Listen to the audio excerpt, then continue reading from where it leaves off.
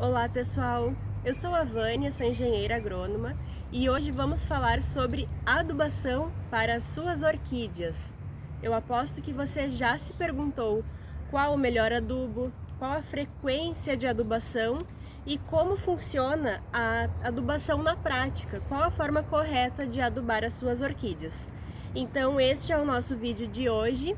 E se você assistir até o final e ficar com alguma dúvida, deixe suas dúvidas no comentário, que a gente vai continuar falando.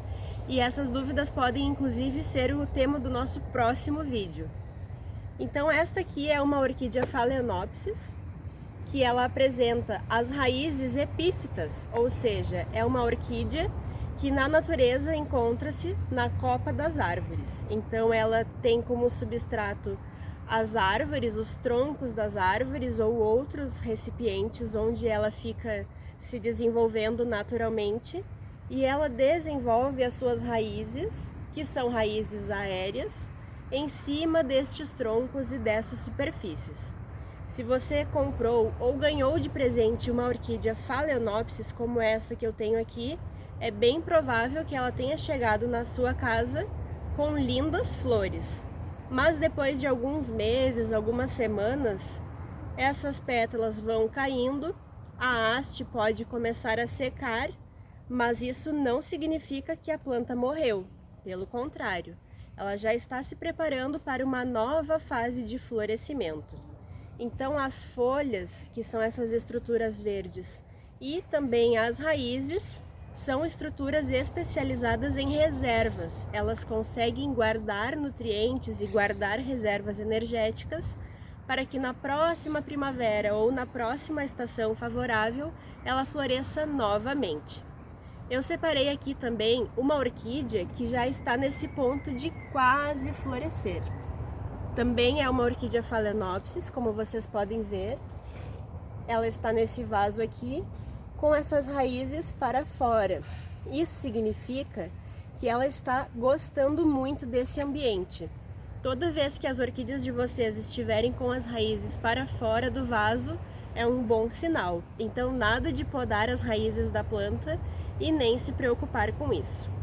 Observem que o tom de verde, a estrutura e o aspecto visual dela está muito bonito, muito interessante. E isso mostra que ela está saudável. Outro indicativo de que está uma planta saudável é esta haste, que já está com as gemas, as estruturas, a ponto de florescer. Vou mostrar um pouquinho mais perto aqui para vocês. Reparem que ela está quase estourando a brotação das gemas. Então, neste momento, não pode faltar nem água, nem adubo e nem luz para essa planta, para que ela não perca essas flores. Então agora eu vou ensinar para vocês na prática como adubar as orquídeas, tanto as epífitas como a Phalaenopsis, assim como as terrestres, que também podem ser adubadas da mesma maneira. Vocês vão em primeiro lugar escolher o adubo. Hoje eu trouxe aqui duas opções que são incríveis para adubação das orquídeas. A primeira é o H-Master, que tem NPK e matéria orgânica, que vai favorecer a saúde e o vigor das suas plantas. Assim como o H-Master Florada, que, como o próprio nome já diz, vai estimular o florescimento das suas plantas.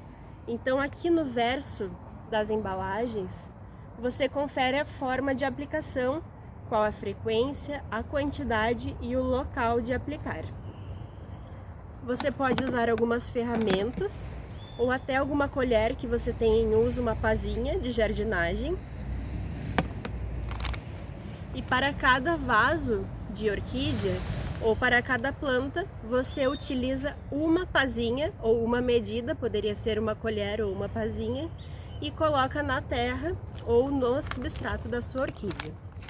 Então, nesse caso aqui, eu vou utilizar o H-Master Florada para essa orquídea epífita, que é uma Phalaenopsis, e vou distribuir por cima do substrato. Bem por cima mesmo. Deixo ela descer e incorporar ali no substrato, não preciso revolver ali as raízes, e devo regar bastante na sequência. Então, uma dica interessante para o dia da adubação, logo em seguida que eu coloquei o adubo na planta, é deixar a planta pegar uma chuvinha. Isso mesmo, deixar na chuva como se ela estivesse na natureza. Então, quando a água bate aqui, escorre pelas folhas, pelas raízes, penetra no substrato, ela já vai começando a liberar os nutrientes, disponibilizando para as raízes e vai permanecendo ali no substrato por vários meses. Então, depois de 2 ou 3 meses, chegou o momento de adubar mais uma vez. Se você escolher o H-Master ao invés do Florada, ele tem o mesmo aspecto, você também pode aplicar com uma colher ou com uma pazinha. Esta é a medida indicada para utilização nos vasos de orquídeas. E aí você pode pegar outro vaso de outra orquídea, como esta linda que eu trouxe aqui para mostrar para vocês. Uma pazinha de adubo para um vaso, distribuo por cima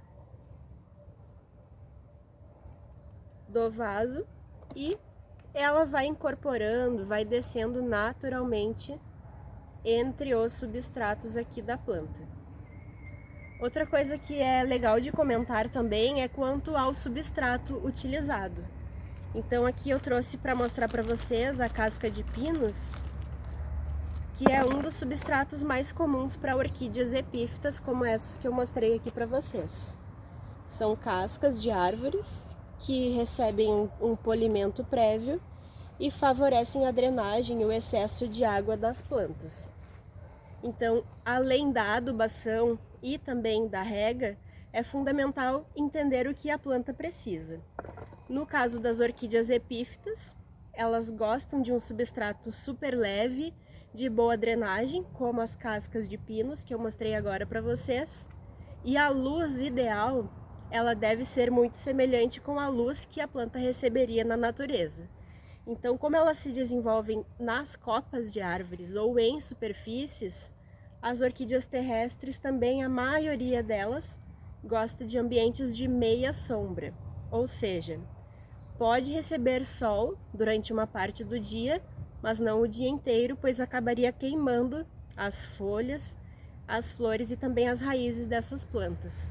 Então, o melhor ambiente para você cultivar as suas orquídeas é em uma varanda, em uma sacada ou em um jardim onde tem uma linda copa de árvore fazendo uma leve sombra e protegendo essas plantas do sol forte.